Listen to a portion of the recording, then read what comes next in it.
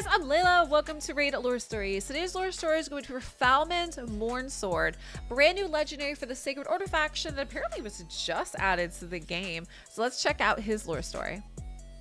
One Solarian League hero of the Gallan War was Falmond Mournsword, a legendary Sacred Order marshal. Door, taciturn, and grim, Mournsword was famed not for his substantive military capabilities or his great fighting skill, but his indomitable will. His resolve was as iron, his faith was unyielding. Falmond first came to fame as commander of the defense of the Land of Rebirth.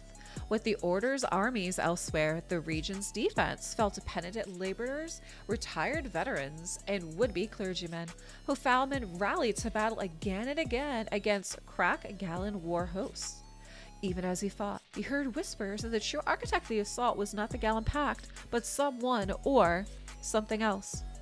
Even so, Falmond had no time to pursue these rumors. Casualties mounted, and he was hard-pressed to hold his dwindling armies together as the war went on.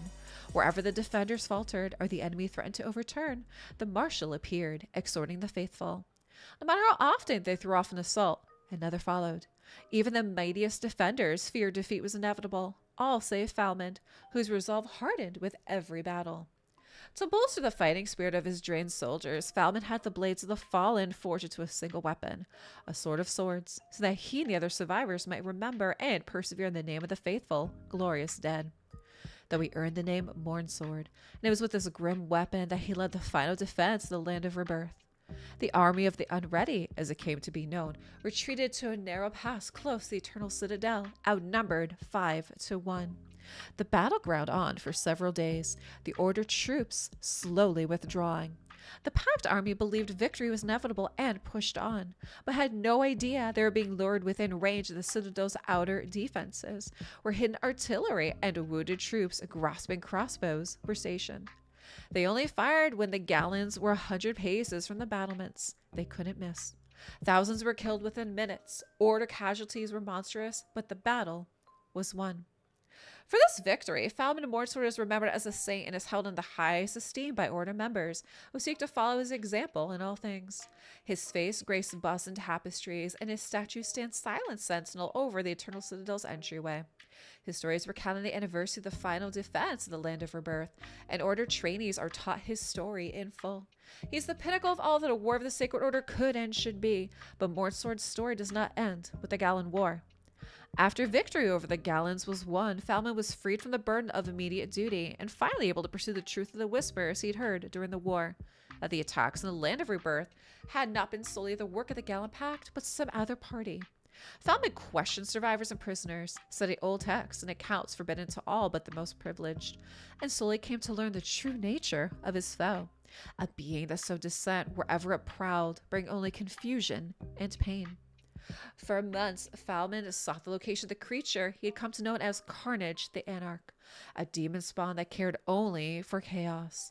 Though his superiors in the Sacred Order doubted the creature's existence at first, Falmond won them over with his stubborn insistence. He led expeditions to the Red Spike Mountains and the snowy wastes of Frostheim, and then into the swamps of Peltas. Following a trail of broken communities and treachery, wherever he went, he found more evidence of his enemy, as well as survivors of the creature's machinations and his determination to see it destroyed grow. Finally, he came to the ancient ruin of Rashad at the edge of the Kraken Desert, where he at his last met his foe.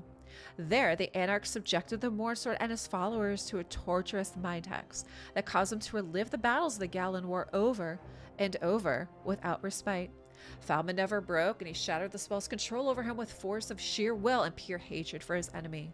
Carnage escaped before the Sacred Order commander could have his revenge, but not before scores of bewitched soldiers of Lumea had killed each other in terrified rampages.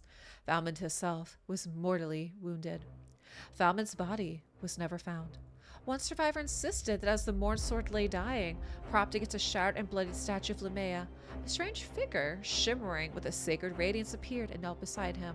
When the figure rose, Falmond Mournsword had vanished.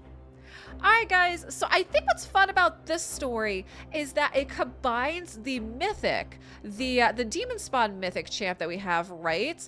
we have Carnage the Anarch, and that's who that is. And how they kind of make him almost like a legend, where in the last paragraph here, they're insinuating that the Arbiters showed up and basically saved him from death. And so now that he, he serves Lamea now. But guys, I'd love to know what you think for the lore story for Falmond Mournsword. Thanks for watching, and drop me a comment down below.